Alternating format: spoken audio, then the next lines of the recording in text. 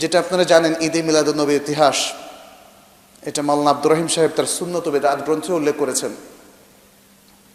যখন ফাতিমিরা মিশরে শাসন করত, তখন তারা যখন দেখলো যে খ্রিস্টানরা ঈসা আলাইহিস সালামের জন্মদিনে তারা উৎসব করছে, বলছেন তাহলে আমাদেরও তো আরেকজন নবী আছেন, তিনিও তো পৃথিবীর জন্য মার্সি, রহমত, তাহলে সেটাকে কেন আমরা পালন করব না?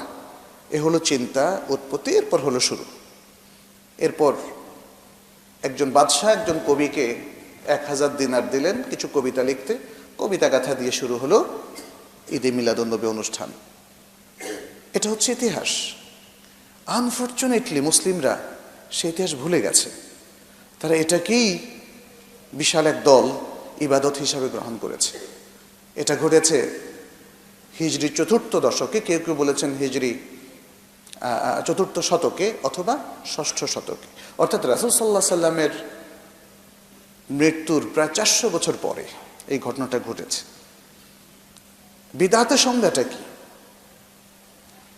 দ্বীনের যে কোনো উপলক্ষ, যে কোনো আমল, যে কোনো বিষয় দ্বীনের যদি প্রচলন হয় রাসূল সাল্লাল্লাহু আলাইহি সাল্লাম এর ওহীর দরজা বন্ধ হয়ে যাওয়ার পরে এবং তার ইন্তেকালের পরে, সাহাবায়ে কেরামের জামানা চলে যাওয়ার পরে, তখন সেটা কি হবে? সেটাই তো বিদআত হবে। এই সহজ জিনিসগুলো আমরা বুঝছি না, আমরা যুক্তির দিকে যাচ্ছি। আমরা বলতে চাচ্ছি যে রাসূলুল্লাহ সাল্লাল্লাহু আলাইহি সাল্লাম তিনি হচ্ছেন সৃষ্টির সেরা মানুষ, শেষ নবী, সাইয়্যিদু ওয়ালাদ আদম। তো এই লোকের জন্মদিনটাকে কি আমরা পালন করব না? এগুলো হচ্ছে যুক্তির কথা, এগুলো হচ্ছে আবেগের কথা। ইসলামে আসলে জন্মদিন পালন এবং মৃত্যুদিন পালনের কোনো সিগনিফিক্যান্স নাই, কোনো তাৎপর্য নাই এবং কোনো অনুমতিও নাই। যদি থাকতো তাহলে কোনো না কোনো হাদিসে, কোনো না কোনো কোথায়, কোনো না কোনো বক্তব্যে আমরা সেটা পেতাম। সাহাবায়ে কেরামদের মধ্যে কেউই জন্মদিনে, তখন কেক ছিল না, অন্য কিছু তো ছিল, তাই না? মিষ্টি তৈরি করার তো সুযোগ ছিল, কিন্তু কই, তারা তো সেটা করেননি। অথবা ফ্যারিদ, তখনকার লুক্রেটিভ খাবারের মধ্যে ফ্যারিদ কিংবা এরকম আরো অনেকগুলো, খাসি জবাই করা ইত্যাদি এগুলো ছিল, এগুলো কিছুই তারা করেননি। তারা করেননি বলে আমরা কি আজকে করব না? হ্যাঁ, আমরা আজকে করব না, কারণ ইসলামটাকে সেভাবেই সলিড এবং তাজা রাখতে হবে যেভাবে ইসলামটা রাসূল সাল্লাল্লাহু আলাইহি সাল্লামের কাছে দেয়া হয়েছে। এর মধ্যে আমাদের মুক্তি। এর আগের যে ধর্মগুলো আমরা জানি, সবগুলোর মধ্যে বিকৃতি সাধন করা হয়েছিল। ইউহাররিফুনাল কালিমা আম্মা মাওয়াদিহি, তারা ওহীর যে বক্তব্য, যে ভাষ্য, যে টেক্সট, সেটাকে তারা সরিয়ে দিয়েছিল। সরিয়ে তারা দ্বীনকে, আল্লাহর দেওয়া দ্বীন থেকে আলাদা দ্বীনে পরিণত করেছিল। ফলে আল্লাহ সেটাকে রহিত করে দিয়েছেন। কিন্তু এই ইসলামকে তো আল্লাহ রহিত করবেন না, করবেন? ইসলাম হচ্ছে কিয়ামত পর্যন্ত মানুষের জন্য অবধারিত, মানার জন্য একটা সার্বিক জীবন বিধান। ফলে এটা আর রহিত হবে না। অতএব মুসলিমদেরকে সতর্ক থাকতে হবে যেন এই ইসলামটা কমপ্লিটলি সেই ইসলামই থাকে যে ইসলাম রাসূলুল্লাহ সাল্লাল্লাহু আলাইহি সাল্লামের উপর নাজিল হয়েছিল। প্রিয় ভাইয়েরা, এটা খুব গুরুত্বপূর্ণ একটা দায়িত্ব। এটা আমানা আপনার আমার সবার উপরে, নারী পুরুষ সবার উপরে, মুসলিম উম্মাহ সবার উপরে। এটা একটা আমানা। আমরা দ্বীনের ব্যাপারে একটা কথা বলবো না দলিল ছাড়া।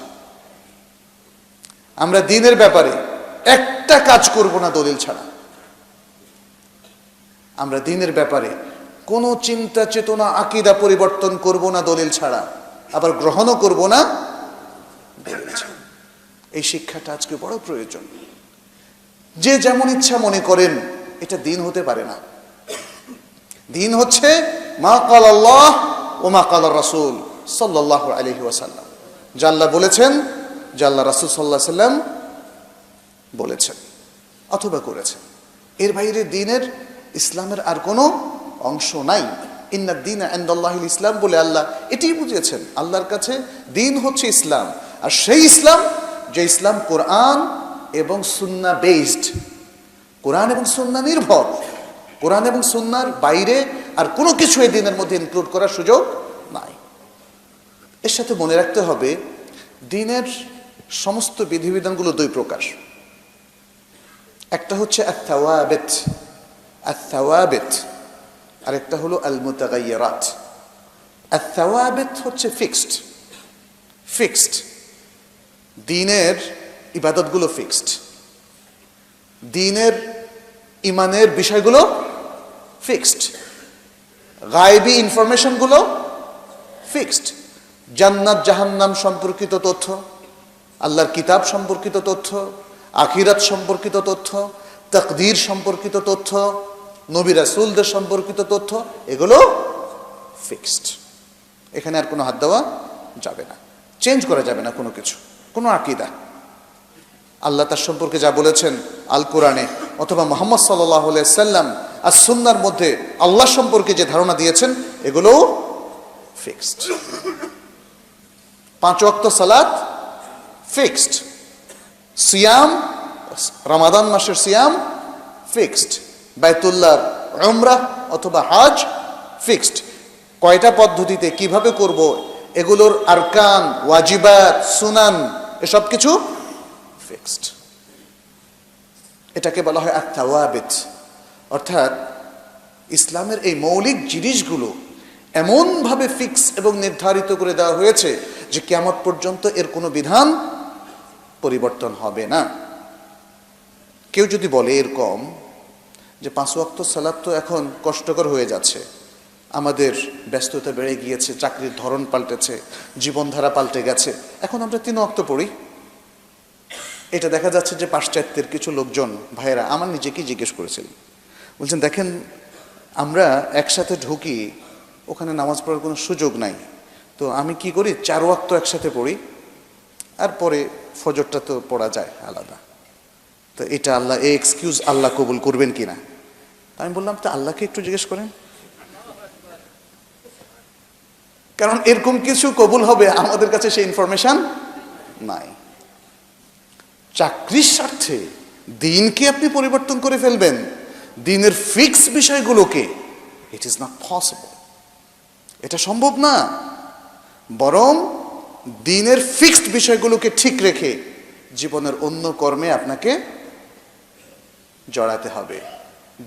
দ্বীনের সবকিছু ঠিক রেখে আপনি জীবনের কাজে, জীবনকে বাঁচানোর জন্য, জীবন সংসার, জগৎ সংসার চালানোর জন্য আপনি কাজ করবেন। কিন্তু জগৎ সংসারের জন্য দ্বীনের ফিক্সড বিষয়গুলোকে কোনোটাকেই পরিবর্তন করার কোনো সুযোগ নাই। এটা একটা মূলনীতি, প্রিয় ভাইরা, মনে রাখতে হবে, এটা একটা মূলনীতি। অতএব আজকে মানে যে কোনো দ্বীনের ফিক্সড বিষয়, যেমন রাকাত সংখ্যা কমানো বাড়ানো যাবে না।